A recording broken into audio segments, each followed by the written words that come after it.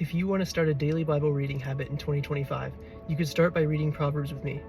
Each day in January, I'll be reading one chapter of Proverbs, and at the end of the 31 days in January, we'll have read the entire book of Proverbs. Each day, I'll say what I like and what stood out to me about the chapter we're reading for that day. Today, here's what stood out to me about chapter 1.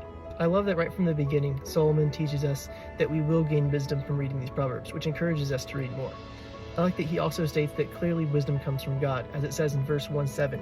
The fear of the Lord is the beginning of knowledge, saying that first, the fear of the Lord is the start to even gaining knowledge. It has to come from God. Another thing I like is an illustration that Solomon uses to show how wisdom is available to all. He says in verse 20 through 21, "Out in the open wisdom calls aloud. She raises her voice in the public square. On top of the wall she cries out.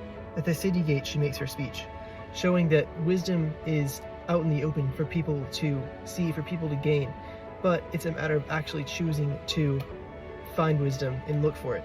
As it says in verse 23, "Repent at my rebuke, then I will pour out my thoughts to you. I will make known to you my teachings," showing that in order to find wisdom, you first have to realize that you need wisdom. And then, once you realize that you need it and look for it, you will find it and you will gain wisdom.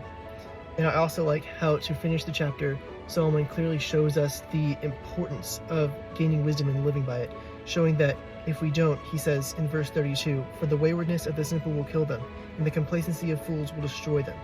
But he says, on the other hand, if you do gain wisdom, if you do go after it, in verse 33, "But whoever listens to me will live in safety, and be at ease without fear of harm," showing that there is blessing and peace and favor for those who gain wisdom. So to summarize, what stood out to me about this chapter is how Solomon says that wisdom clearly comes from God, and we need him for it.